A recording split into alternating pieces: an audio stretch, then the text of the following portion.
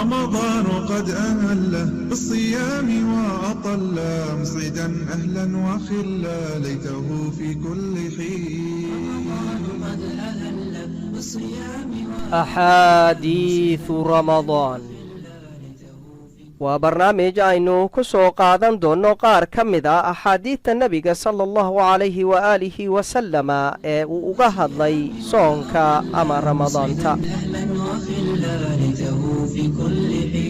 can abi hurayrata radia allahu canhu can الnabiyi sala allahu calayhi wasalama qaal من قام ليلة القدر إيمانا واحتسابا غفر له ما تقدم من ذنبه ومن صام رمضان إيمانا واحتسابا غفر له ما تقدم من ذنبه رواه البخاري.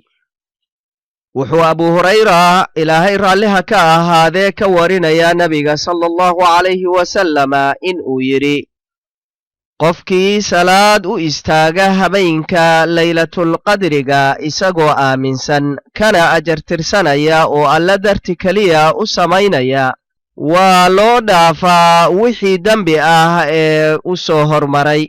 sidoo kale qofkii bisha ramadaan sooma isagoo aaminsan in uu farad ku yahay lagana ajar siinayo kana ajartirsanaya oo alla darti keliya u soomaya waa loo dhaafaa wixii dembi ah ee u soo hormaray. fadliga laylatulqadrigu kuma koobna in qofkii salaad u istaaga dembigiisii hore keliya la dhaafe. suuraddan ayaa allah subxaanahu wa tacaala noogu sheegay in ay ka fadli badan tahay 80 sano iyo siyaado 1000 shahr 1000 bilood. camal kasta oo la samaysto habeenkaas wuxuu la mid yahay in aad muddadaas camalkaas si xiriir ah u waday. sow fursad bilyaneernimo ah maaha. kase waran haddii aad sannad kasta haleeshid.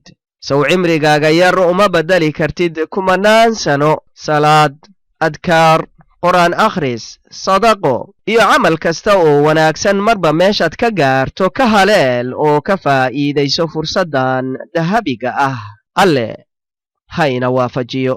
رمضان قد أهله بالصيام وأطل مسعدا أهلا وخلا ليته في كل حين.